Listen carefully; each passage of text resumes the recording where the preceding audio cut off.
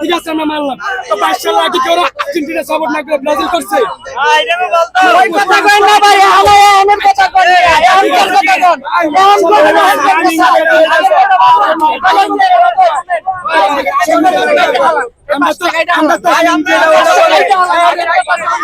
আমরা তো স্বার্থপর না।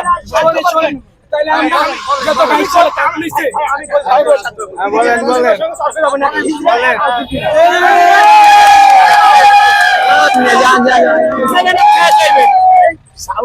গল্প আছে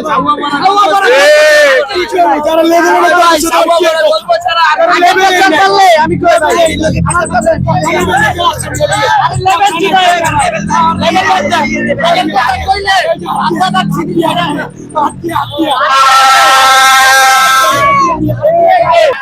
এই কারণে 7টা হইছে, এই কারণে ওনারা বলে 7 আপ।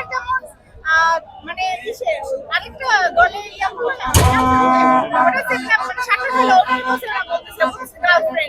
আপু আর্জেন্টিনার ফ্যান হয়ে ব্রাজিল সমর্থকদের উদ্দেশ্যে কি বলতে চান? আমরা কোনো ভেজাল নাই, 7 আপ যাবে না, আমরা কোলাই ধরি না। সময় এনজয় করব, আর কোনো কথা না। আর আজকে ভয় পাচ্ছেন নাকি যে ব্রাজিল খেলা বেলারুশের খেলা আজকে? না ভয় পাবো কেন, আমরা ব্রাজিল দল নাকি যে ভয় কেমন লাগে ব্রাজিলের খেলা? তার মধ্যে কোনো দল হই না ভাই।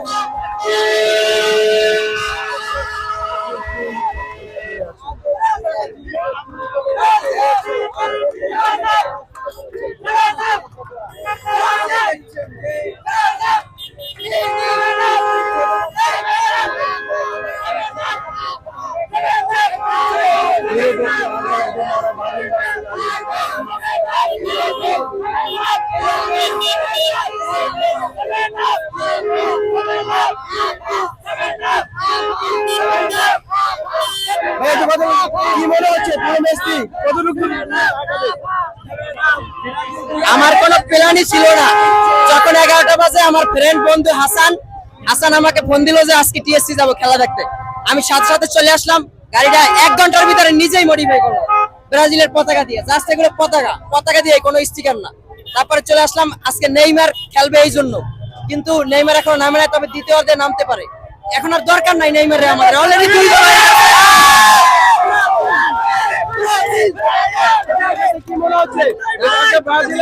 গোল হয়ে গেছে। আজকে 4 গোল হবে, 4 গোল, 4টা দেবে, 4টা।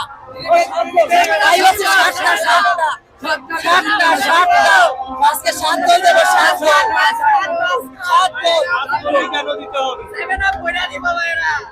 ওই যে 7 আপ আমি উল্টো ভাবে দিকে